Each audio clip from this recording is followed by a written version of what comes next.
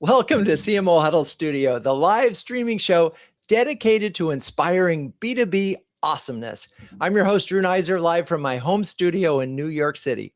And today we're following the great AI migration when marketing leads the flock.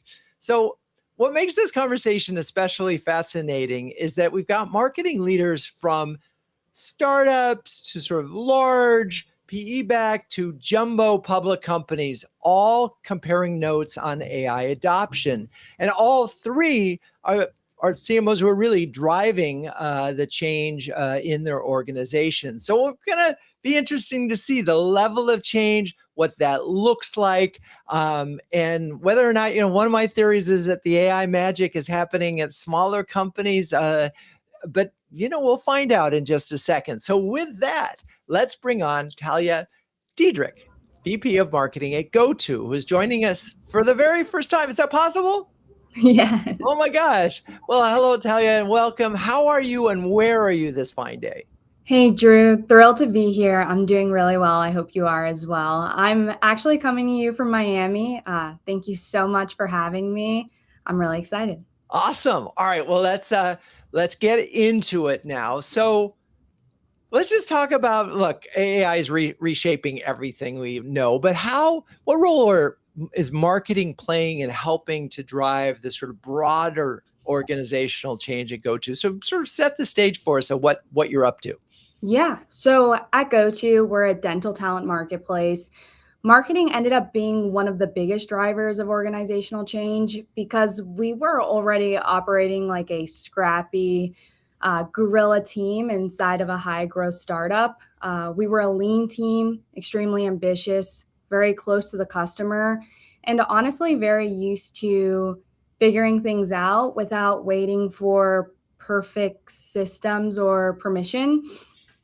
Our first real AI workflow actually started back in 2023. It was simple by today's standards, just Zapier connected to ChatGPT, automating pieces of our workflows, but it changed how we thought about our work. So from there, we kept layering in more use cases. There was an understanding on our team that there was no shame in leaning on AI. And the expectation was to use it if it could speed up our output because we were a lean team. So every month it was another experiment, content generation, lifecycle marketing, campaign ops, SEO workflows. We weren't sitting around trying to build a giant AI strategy deck at first. We were shipping and learning in real time because we had to. And I even remember one moment where our co-founder genuinely thought our community lead was operating at some superhuman level because of how quickly Google reviews were being responded to. But what he didn't realize at first is we had quietly built AI into our workflows behind the scenes. So he actually asked me to present to our executive leadership team over a year ago on how dramatically AI was already impacting marketing specifically. And I think marketing naturally became the example for the rest of the company because we sit so close to both the customer and the market, and for our marketplace model, the user. And we hear friction first, we see behavior shifts first, we feel the competitive pressure first. So when new technology appears or new opportunities to optimize our processes, we don't really have the luxury of waiting around to study it for a year. But I also think part of it came from frustration in a productive way. Marketing teams are often told no, deprioritized, or asked to do more with less. So we developed this culture of being extremely resourceful and creative. And I don't think that's unique to the marketing team at GoTu. So AI amplified that mentality. So, and I love that, the framing of it. Now that you've had time to work with this, if you were sort of to look at, sort of stage one, level one of AI adoption, feels like it's just operational. You're finding efficiencies. You're making stuff happen faster with, and then there's sort of another level, and then you finally get to sort of where agents are doing everything. But so talk a little bit about strategically how you are thinking about AI now versus your sort of two years of experiment. Well, this worked, let's build that. strategically, where are you? And from an evolving, and obviously this stuff is changing so fast, but yeah, no, for sure. It's interesting, right? Like the first phase of it probably for us looked like daisy chaining different use cases with using ChatGPT or any LLM, and using our own process that was AI enabled. But now we've really become a lot more AI native, I would say. It actually makes me think of, we built something called Sprint. It's an agentic AI project manager. So it's CC'd on important emails, added to vital meetings where it can review transcripts. It reviews multiple key Slack channels internally. And from there, it's like actively pinging members of my team on due dates, status updates, proactively updating our project management system. It flags stale work before deadlines slip, chases owners. It's funny. One of my team members yesterday was saying, I really like Sprint, but I want to punch him today because he just sent her like a bunch of reminders that morning. But it honestly holds us accountable like a traditional project manager would. But the tool is cool, right? It isn't even exactly the most interesting part to me. The interesting part is what changed socially once it was running. We've almost like humanized it to a weird extent. My team interacts with Sprint as if it was a real team member, gives it context on why we're missing a deadline and what blockers are in our way, works with it to properly document everything going on with like a key strategic partner, asks if it remembers key details from a meeting. So for me, it's been the most sci-fi like experience. And this isn't a tool we bought that has this one size fits all for the use case style. It's a bespoke agent that we built for how we operate, and it's equipped with the same context we'd give a new team member, which creates a very personalized experience. And that's a characteristic of AI that I think really makes it transformative. So the real shift wasn't even the tool. It was changing like how we interact with technology. That's never been the case before. And I think that's really made us evolve to this more AI native way of working. Yeah, it's so interesting. And so I heard the pronoun he, that one of you, have you all decided that Sprint is as a he? Yes, we have. Okay. And it's funny because so Amanda Kalo, we were on the road for our strategy labs, and all of their agents are clearly gendered. There's Mindy, a she, and there's Nigel, a he, and they all refer to them in that, Wow. which I just think is hilarious, but it speaks to how comfortable folks are with these folks and really seeing with the bots, if you will, and getting to the point where they're really a teammate. I have to ask, just sort of, how long did it take you to build that tool, and what did you build it in? So it took a couple of weeks, and it's funny that it kind of becomes a little bit meta, right? Because we used Claude Code to build it. It's built on Anthropic's SDK, and then Claude Code helped us build the tool. We informed it with what we wanted. We wanted it to have its own email inbox that we could forward emails to and CC it on different emails that were important. We wanted it to have a Google Drive where it could review meeting notes.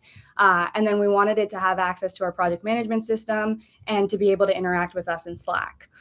So we kind of dumped all of our requirements into Claude Code, and it gave us the instructions on how we needed to build it. We put in some parameters in there for like, these are the security requirements that we're looking for from our team. And we just followed the steps. We're using Railway and Supabase, and we were even able to kind of control for the cost using Supabase by giving it almost a brain, so it's not getting super bloated on the context side, which I'm a tinkerer. I love tinkering at work, outside of work. So outside of work, I've played around a lot with the OpenClaw bots, and I don't know if they're pronouncing it Hermes or Hermes, not quite sure, but that new framework as well. And one of the things that I've noticed that's like a pain point for those bots is how bloated they get and how that impacts cost. So it's just interesting that by just giving a specific use case with very distinct instructions and almost like not necessarily deterministic, but exactly what our outcomes were. We were able to create the perfect solution for us without it, being astronomical in cost. Perfect. I love this. Well, there's lots to come back to, and we will. But now let's bring on Allison Breeding, CMO of Direct Travel, who is joining the show for the first time as well. Hello, Allison, and welcome. Hi, thank you. Glad to be here. So where do we find you this fine day? I am actually located in Raleigh, North Carolina. Been there. Love that. Nice. Okay. So let's sort of talk about where you are in terms of AI adoption, what role marketing is playing in sort of driving AI. Thalía used the term AI native. So, where are you generally? Give us an overview. I would say my team I think every single person on the team at this point is utilizing AI in some way, shape, or form. We are the power users of the company. So our CIO just gave me those stats. So, we are leaning in heavily. We did just recently get some guardrails in place, which have been challenging, but I get it. We're a larger enterprise. But at the end of the day, AI at Direct Travel is a huge part of our business strategy. So, I think that helps us, not only enable our team, but also lean in more to the tools, building our own versus buying our own and buying, from some of the credible sources out there. So we're doing a lot. I think every person's, using it to make their lives easier, be more responsive and more innovative. And I do feel like we're learning more about our customers and prospects as well, utilizing a lot of the AEO tools. So just quickly on the guardrails, is that more about burning through tokens, or is it more about security and governance? Security and governance. Okay. So we have had our own instance. So we have our Direct DT Assist, which is our AI assistant that we use for the company. So everybody in the company has access to this for whatever they need it for in their jobs. And so we've basically taken that and built our own in partnership with our AI product team. And we've got Claude instances, both Haiku and Sonnet. We have ChatGPT built into that so that we do have some protection for uploading, decks, sensitive information, all of that. I do think that's needed. And we've worked well within those constraints. So. And it's interesting. So, step one in all of this, for particularly as your team gets larger, is adoption, right? And I'm curious if there were any lessons learned as you were built to get to 100% adoption. So you must have gone through training, or you must have, and usually there's some laggards. Yeah, absolutely. There still are, but I think everybody is getting more comfortable with it. I think the biggest thing for me that's changed is, from a leadership perspective, I've been doing marketing for a long time, leading marketing for a long time. I don't have the answers in this AI world. And so I really have to lean on the team to help find the right solutions and the right tools. And I think that's been, that's really helped me. I empower them. I also empower them to test and fail. It's okay. Let's just find the right solutions that work for us. And honestly, just get started. So I came most recently from IBM. The past couple of years, they've run a hackathon across the company on different ways that AI can help various parts of the organization. And someone always wins. The CEO, grants the award, and it gets implemented across that large company. So when I came over here, we did our own within the marketing team. Look, I get it. We are a small team. We have huge goals. We've got to figure out how to work smarter, not harder. AI is a great way to get us there. Bring to the table, in our meetings, like different ideas you have. Let's test them, and everybody really got into that. And we've gotten a lot of great ideas that have come out of it. And not everything has to be bought. A lot of it can be built, which is great. So it's interesting with the hackathons, and I want to just sort of zero in on that for a second. in service of a strategic challenge? I mean, is it open faced? It's like, hey, what can you do? Or is it, hey, we want to improve XYZ as a business goal? And so, and I'm curious 100%. because Yeah, it has to align to a business problem that that you're solving for. So it's not just, hey, I need to, get blogs out faster. Right. It's, we have, challenges with, managing our brand globally. How can we make sure that, every marketer around the globe has access to the right content to be able to market better? AI bots have been built out of that. The biggest one and most well-known at IBM was the HR bot, which can, answer a ton of questions. That came out of that hackathon, which is really cool. And then the other part of this is you have a lot of smart people on your team who may or may not know technically, sort of what's possible, and may not know necessarily how to even use the tools in order to build, like Thalía was describing, their sprint, sprint, that was a complicated thing to imagine, right? And it's hard. So how are you in these kinds of things? Do you couple a tech person with a non-tech person in order to sort of help these teams come up with these ideas? Yeah, that's a great question. So I've kind of, my head of revenue operations is kind of the go-to for all the ideas. We just needed one central person to kind of help guide what we're trying to accomplish. And he works with the team, vets their ideas. Obviously, he manages our budget as well. So he's looking at the cost of different things. And he's also pulling IT in,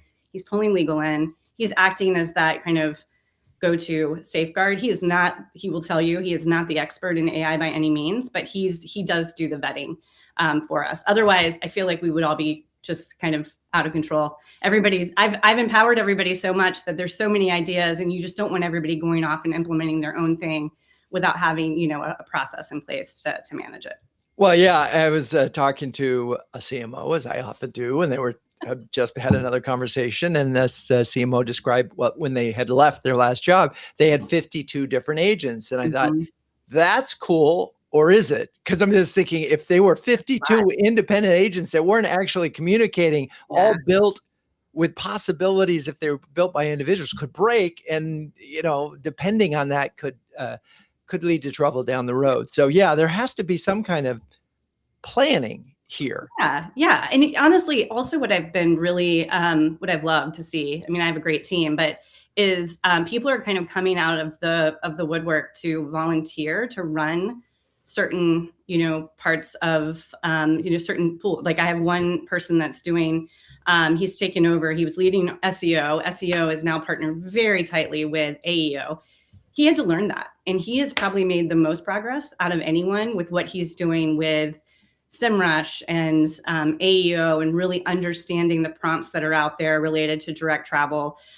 He probably has the most points on the board, and really has leaned in and taken the reins, and really progressed us. Our website is, we've got schema, we've got, we've had an assessment done to make sure with, I think it was iSight agent ready to really assess where we were when he started and where we are today. And it's been really refreshing to see. Yeah. And that's a whole nother conversation. I was at a conference yesterday called Index 26, and we managed to develop 5 hours of content, pretty much all on AEO, and it continues to evolve. I want to make sure before we sort of wrap up this section that do you feel like marketing is helping drive the whole organization towards this AI native workforce? And if so, talk a little bit about that. Yeah, I talk about it a lot, both at our board meetings as well as our leadership meetings. I often on a weekly basis, showcase different wins that we've had with the team. And I do feel like the discovery that we're getting we're bringing a brand new solution to market. The discovery we're getting out of just listening and engaging with the LLMs, I bring back to product. And, it's informing a lot of, just how we're positioning for the future. And I think it's helpful. Our CEO is also incredibly innovative, and she loves to hear what the team is doing. Amazing. All right. Well, great stuff. We will be back to you when we all regroup. But now let's welcome Lauren Boyman, who's patiently been waiting for us. Lauren is the CMO of KPMG Americas and is an industry expert who has graced a stage before to discuss getting organizational buy-in for strategic initiatives. And of course, strategic initiatives is AI. So anyway, Lauren, wonderful to see you again. Good to see you. And where are we finding you this fine day? I am in New York City at our new U.S. headquarters in 2 Manhattan West. Wow. Oh gosh, that's amazing. That building is amazing. It is. Very cool. Full disclosure, Lauren and I were on a panel yesterday and had a conversation about what, so it's all very fresh in my mind, but I think we can recreate some of what we talked about yesterday. And I think the first notion is really helpful here because the whole concept of this show is, how marketing is helping lead AI. And you've been part of this AI transformation journey since the beginning. Talk a little bit about how you as the CMO ended up coming to lead there and how this has sort of changed your role and all that good stuff. Sure. So KPMG is a really interesting organization to be at right now and to think about how AI impacts because we are a professional services firm. So there is a lot of transformation and disruption happening in that space related to AI. And we are helping our clients with that transformation. We help clients with strategy and technology transformation. So this is, right up our alley, but we are also obviously experiencing this ourselves. And so we have set up our own end-to-end AI transformation at KPMG globally that we call AIQ, and it's little a and big IQ in order to demonstrate intentionally that the technology and humans have to work together. So I got involved, like you said, a couple of years ago on a request to help with the sales and marketing or go-to-market aspects of how we're using AI. And it's been really exciting. And I think the reason that I was asked to do that is because we were doing a lot of transformation and marketing technology work within marketing before. And so it felt like there were a lot of things that we could build on and a spirit of embracing change and just listening to what Thalía and Allison have to say. It sounds like that is, and knowing CMOs in general, it sounds like that is a very common trait that marketers play. And so it's awesome to see that marketing as a function is really playing that change agent role. I think marketers tend to be that connector between different business groups at companies, and we are often on the cutting edge of transformation when it comes to technology. So I think there's a lot of different reasons why marketing is the place where AI is, getting a lot of energy from. I think there's also a lot of potential within the marketing function for how AI can transform. And of course, always a lot of focus from the boardroom and the CFO on how can we cut costs and how can we be more efficient and how can we get more ROI from our marketing dollars. And so AI is really a blessing for not just small companies, but for us as well, because, it doesn't matter how big you are, there's just never enough people or budget to do all of the marketing programs and activities that you want to do. And just one last point, that this client zero effort has also made me more commercial, right? Because we are we consider ourselves client zero, and so the activities and the AI transformation that we're doing for our own marketing department, we are trying to stay one, if not two or three steps ahead of the market, so that we're able to learn and then translate that into best practices and advice for our clients. So it has definitely made us think about how we are as a department being more commercial. And that's, I think, a great thing for marketers who, may not tend to think of themselves as salespeople. Yeah, I mean, because if it works for you, you're a case history, and if it doesn't, you can sort of learn before you go and sell this. But you also sort of need to chronicle what you're doing, right? So we have to show we were here, we were doing this, now we're doing that. And you've talked about sort of 3 pillars: unifying the brand, improving productivity and agility, and transforming content. Let's pick one of those that you think has created the biggest change inside the organization. And was it any of the challenges that you ran into?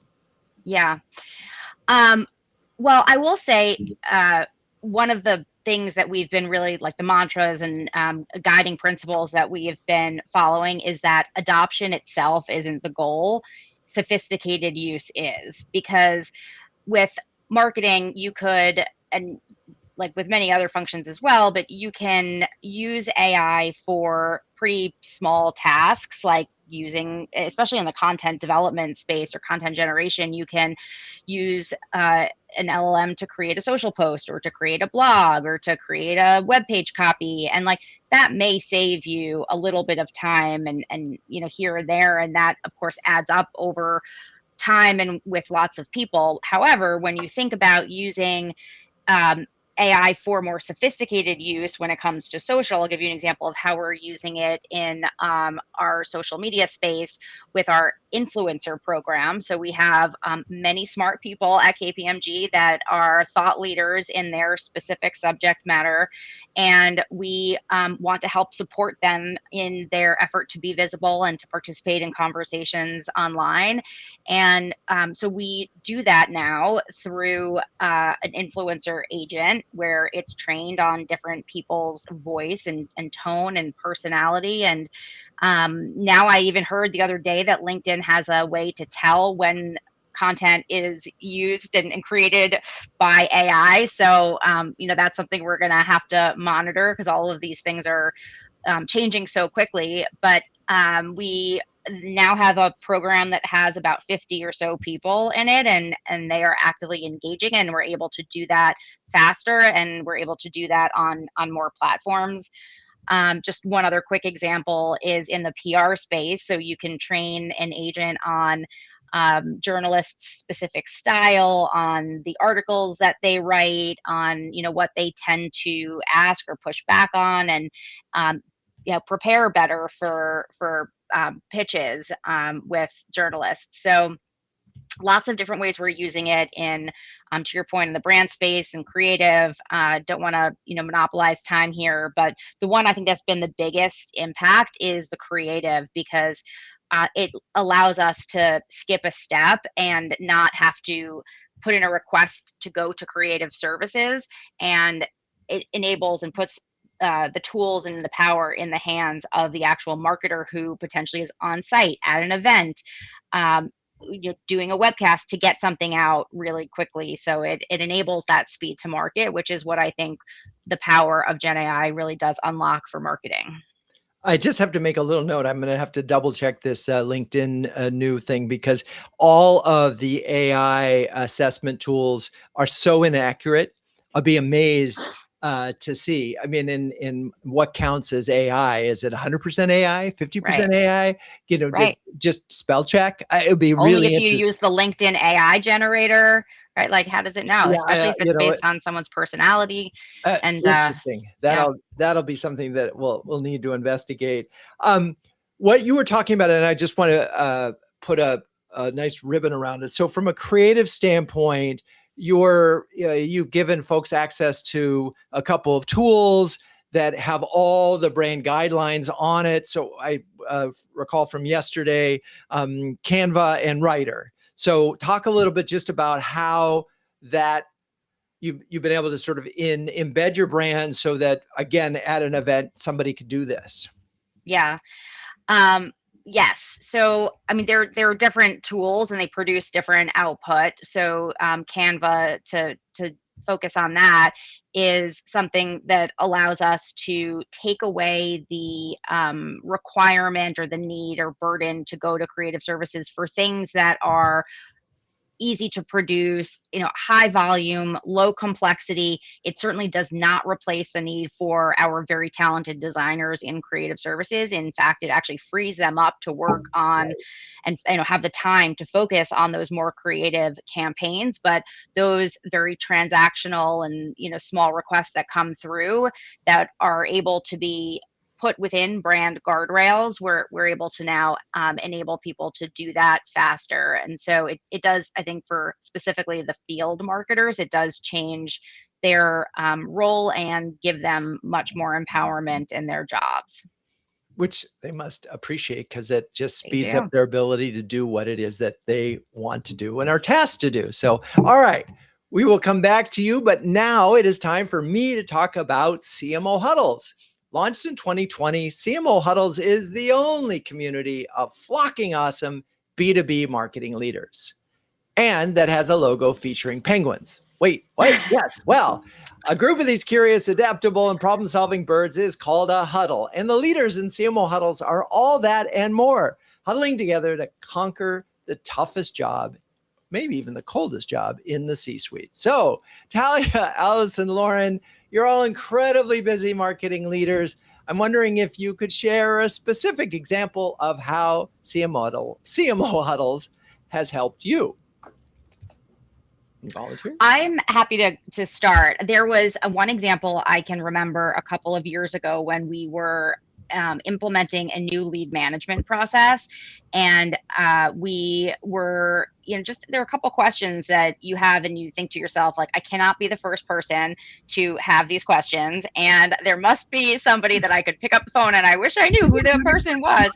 And I recall reaching out to your team, and within a matter of hours, I had a call set up for the next day with someone who, very different industry, very different company, but just a super helpful person and very open to having conversation and sharing best practices and their experience. So it was really helpful. And I remember specifying a specific technology that he found with somebody who used that technology.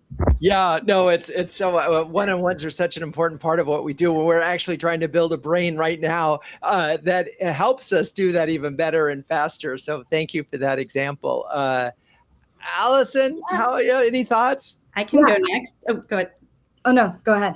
All right. I loved the strategy lab that you all did in Raleigh. And I also love that today I got surprised with a bunch of really great documentation and write-ups from the experts that you brought in for that strategy lab. So I thought that was really great. And, I know it's counter to what most people are these days, but I'm very much an in-person. I get a lot of energy from being in person. So it was invaluable to have that in-person time with you, your experts, and your team. So well, thank you. I'm so glad you were able to make it. We did 10 strategy labs this year. We'll do more next year, but of course we have our CMO Super Huddle coming up. No, I'm in. I love it. Thalía. Yeah, I can actually echo Lauren. One of the things I've appreciated most about CMO Huddles is the caliber of conversations it creates. Actually, recently I had the opportunity to connect with another marketing leader and ask specific questions about how they handled going through periods of rapid change and navigating that growth and building teams through that. So for me, those kinds of conversations are incredibly valuable because they push your thinking beyond your own company and expose you to different ways of operating and leading, which is really just priceless. I love it. And what I've really come to appreciate in this, and we can see it in this conversation, is that why you would think that big companies can only learn from big companies. It's interesting now because of AI, innovation is happening in all sorts of corners. And so there's really, it's a great equalizer. And I think that's been a fun part of CMO Huddles right now, is helping to bring those conversations together. Anyway, if you're a B2B marketing leader who wants to build a powerful peer network, gain recognition as a thought leader, and get your very own stress penguin, please join us at cmohuddles.com. It's a little bit warmer. I mean, it's warmer in the huddle. Just trust me on that one. Okay. So a lot of CMOs are struggling with two things. This is for everybody.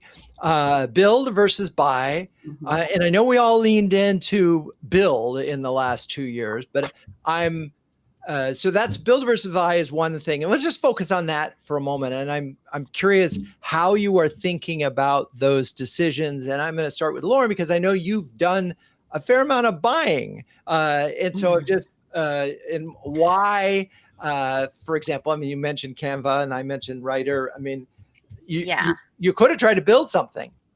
Well, we've also done a fair amount of building. I would say KPMG is a unique organization because we have a lot of alliance technology partners, and so we have a lot of technology to play with. So there's a lot of and experimentation. To my point about being client zero, I will just say a couple of things. I mean, it's not one or the other. The technology is moving so incredibly fast that it is really difficult to lock yourself into long contracts. So whether if you're buying, make sure that you're not signing anything that is too difficult to get yourself out of. And I would say start with your current MarTech stack, because there's so much AI functionality and features that are being built into the technology that you already use. And so rather than add on new tools, create, extra tech debt potentially, I would, have some of those strategic conversations first with your hopefully already strategic partners. And then one last piece of advice is that the technology is moving so fast, but people don't move as quickly as the technology. And so for every dollar that you're spending in technology, I would make sure to spend $1 in people, learning and development, training. I mean, Allison, you talked about being in person. Those are, hard to do for large organizations, but really valuable and just so needed to make the most of this technology. It's so funny because when it's always been the problem with MarTech is that the staffing has never kept up with the expenditure, and it's no different in AI. And even though we want it to be, so that's a good point. Allison, are you having any build versus buy anxiety in your place? Yeah, I mean, we're trying to build as much as we can. With the budget that we have. But yeah, there are certain things that I'm just more comfortable buying. And, we, as you know, I love our SDR bot that we have. We couldn't build that. There are certain things that we just couldn't build.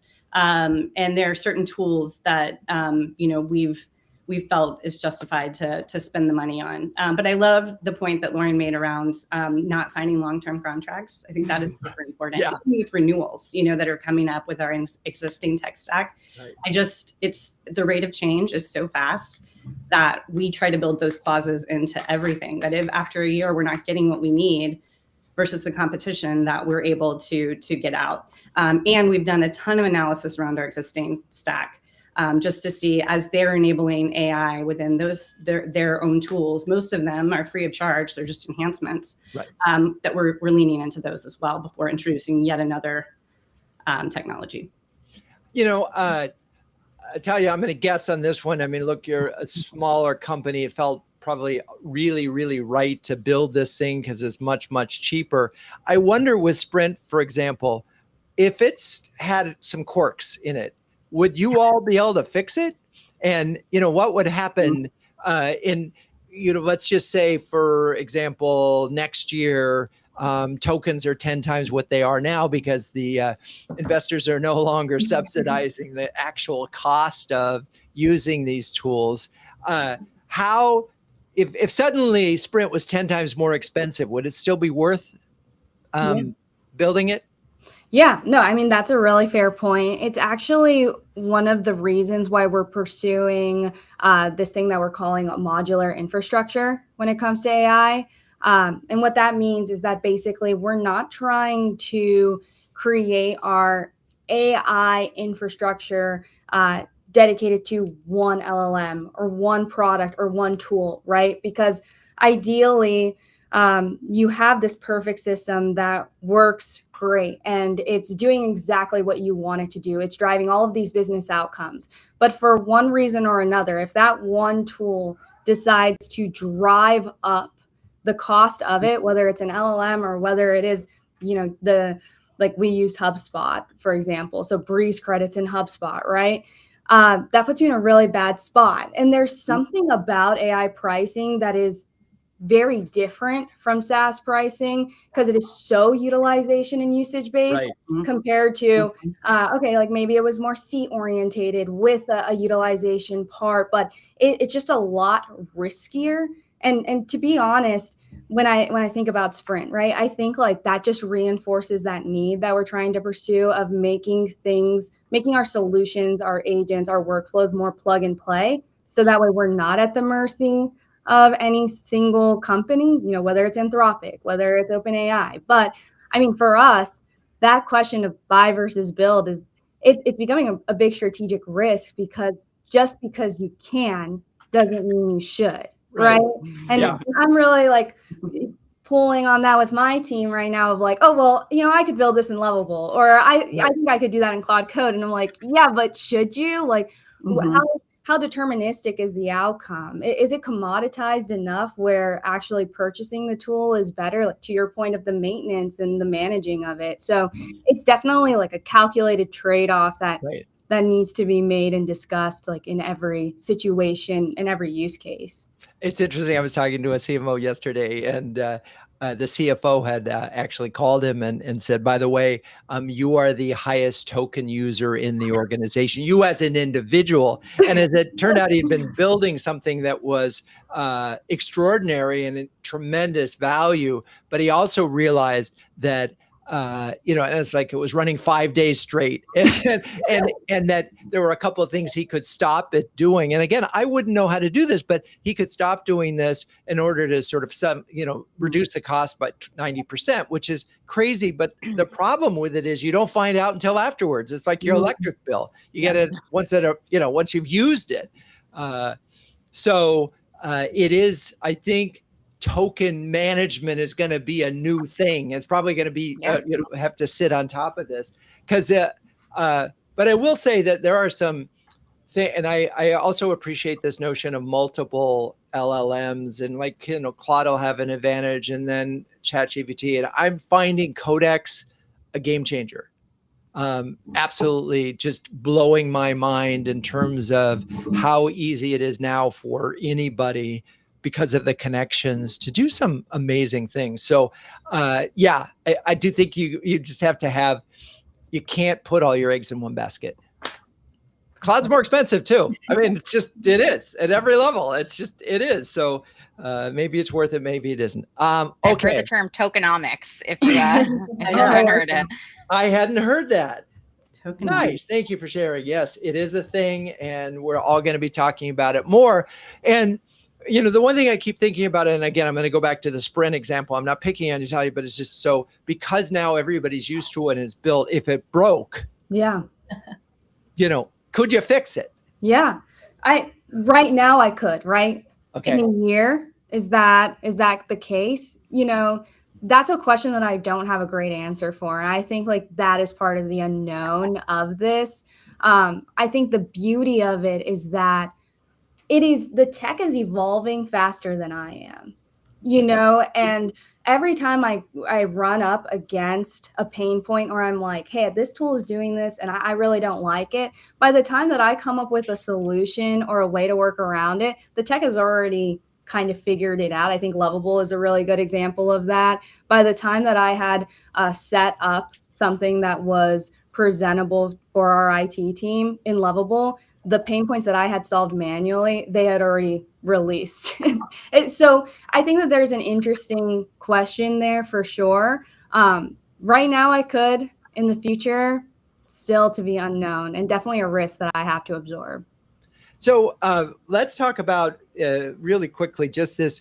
It feels like there is an opportunity for a different kind of collaboration than there might have existed pre-AI. And I'm wondering how that might manifest itself in your organizations. Allison, are you seeing teams collaborate differently because of AI becoming embedded? Yeah, I mean, I feel like our team's having fun too. Like we did some really fun just chat mashes for a birthday yesterday. But we definitely. Wait, I don't know what a chat mash is, so you have to tell me. What is that? It basically, you put a bunch of information about the person into ChatGPT, and then it's got a birthday card, and it's got animation, and it's really fun. And everybody did their own. Some people did a poem. Anyway, it was fun to celebrate a person on our team. But no, I feel like it's helped. Lauren mentioned that marketing has always kind of served as the bridge between so many different functions. It's definitely helped there. I think our relationship with sales, as far as, how they're doing their discovery, what we're finding, how quickly we can get responsive campaigns to market, we can get social outreach done. I think it's really helped. And I really feel like this whole, change from SEO to AEO, both need to coexist together, has helped people build muscles they didn't have before. But that discovery piece has been really helpful in how we're trying to position our company and, our solutions. Interesting. Lauren, are you seeing different levels of people working together that weren't working in the past as a result of this? Yeah. I think, just to give a, I don't know, maybe a different perspective, I think actually AI is making marketers collaborate together a little bit less, and marketers collaborate with the business more, which I think is a really good thing, because where marketers were getting into, running into issues is just focusing more on marketing process and collaborating more from a low value way to get something out the door. But the collaboration that we're now able to have, because there's you have with your business stakeholders and talk about business strategy and insights and campaign analytics and what's working and what's not, is even better. So I think it's allowing more collaboration in a good way. Interesting. So clearly buying processes are changing. And, CMOs are feeling this sooner than anybody else, and maybe sales is noticing it too. But given that, I don't know, what was the latest study? 85% of buyer's journey enterprise buyer's journey is done in the dark. That number keeps creeping up to where it's going to be 100%. But there's no doubt that brands are being discovered or not discovered on LLM. So what are you all, first of all, making sure that, it gets to a board level, people understand and appreciate it? And then what are you sort of seeing in your mind that's really helped been an unlock for your organization to be discovered? Thalía, have you found what's anything that's sort of killing it for you in AEO, GEO land? Yeah. So for us, we've been using a tool called Profound, and that has been really powerful for us. One, in the context of actually utilizing the results that it does. It simulates the prompts and then shows us how we ranked on those simulated prompts. So we're not actually getting insight into what is being asked or what those questions actually look like, but it is still creating a simulated experience. And Profound's been really powerful for us in ranking higher on those simulated prompts. We've also used reverse engineering of the vector context, which has been really cool. We've also looked at double EAT, just more traditional SEO mechanisms as a way to reinforce our AEO presence. And I will say that while we haven't been able to attribute the work that we're doing to actual results, what has actually been able to be seen was an increase in traffic from LLM referral sources. So we're able to tie the results that way with these mechanisms that we're using and the tools that we're using. But it is definitely really underexplored. It's not like going into SEMrush, or it's not like going into Google Search Console, right? So yeah. What is you said double EAT? What is that? What is that? I'm sorry. Double EAT. It's an acronym. I don't want to butcher it. It's experience, expertise, authoritativeness, and trustworthiness. Okay. And it's a core framework that Google uses to evaluate content quality. So it's one of the things that we've been using prior to AEO and GEO, but our understanding and kind of some of the moves that Google's making, especially when you look at their relationship with Reddit, right? They have this 3-year contract with Reddit. I'm sure not everyone's super happy about that. I'm a Reddit end user, but GoTo does get a little bit of flack on Reddit. But when you see how they're moving and the evolution of no-click searches, there's something to be said about the authenticity of content in the age of AI. I love it. All right. Just for the record, there were 3 words used in the show that I didn't know before. One is tokenomics, 2 is chat mashes, and now we have double E. Hey, we each taught you something today. I know. I'm loving this. This is why I have the best job in the world. So, okay. Anything, Allison or Lauren, in terms of, feeling some success with AEO? Yeah. I mean, I'm happy to jump in for a sec.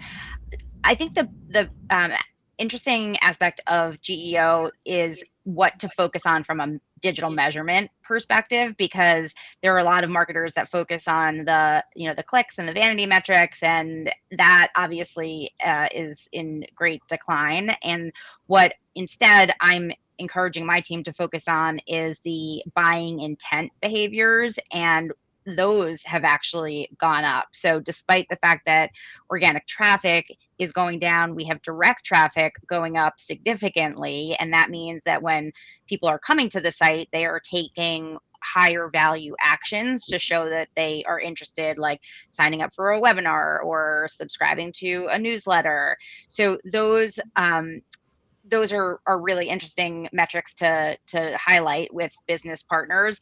But it also, from an education for the board or for senior management perspective, it helps us to demonstrate just how much AI is changing people's buying behaviors, because we can show, okay, they're not taking the same action, and we can see how that online behavior and just browsing behavior is changing, and it's changing so quickly with all of the tools and the capabilities that people are now becoming more accustomed to.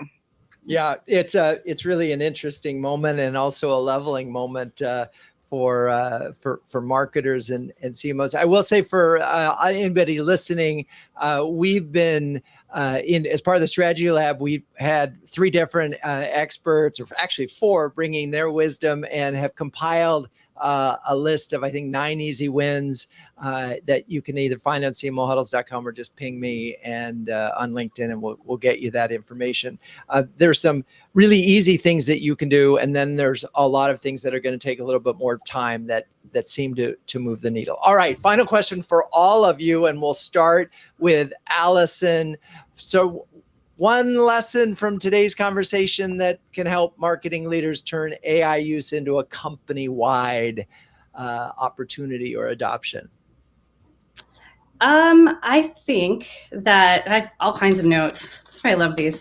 I mean, more than anything, I captured some ideas around some of the tools that my peers here on the call are using that I think I'm going to look into. Canva AI, Lovable, and also just this idea of really paying attention to the cost of what we're doing and this whole tokenomics. I mean, it's not a thing now, but it's going to be a thing in the future. It is going to be a thing, and it's such a good, and the reality is, chances are, this is a good thing. If you are not going over budget and running out of tokens, your team is probably not using it enough.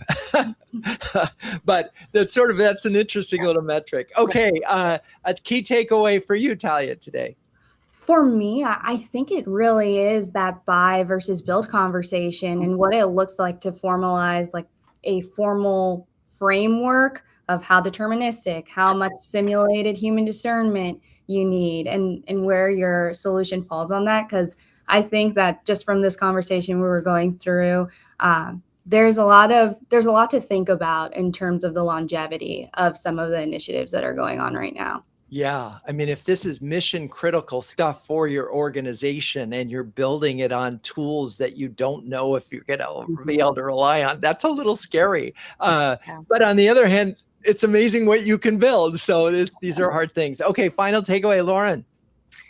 Yes. Mine, and maybe this is not surprising, working at the largest company of the three, is around governance. It was something that I think, Allison, you were talking about, and then Drew, you mentioned 52 agents, and like that feels very familiar to me. And so it's from my perspective so important to make sure that there is not just marketing-wide governance, but enterprise-wide governance that we're tapping into, because so many of these tools should be connected across departments. So if you're just working in a marketing silo, we're really missing a lot of the opportunity to make the most of it for an enterprise. I love it. All right. Well, thank you, Thalía, Allison, Lauren. You're all wonderful huddlers, great sports. Thank you, audience, for staying with us. Please join us in 2 weeks when we'll be talking about strategic trade-offs. And that is one of the ways that you do know if you have a strategy, if there are trade-offs. All right. Cue the music.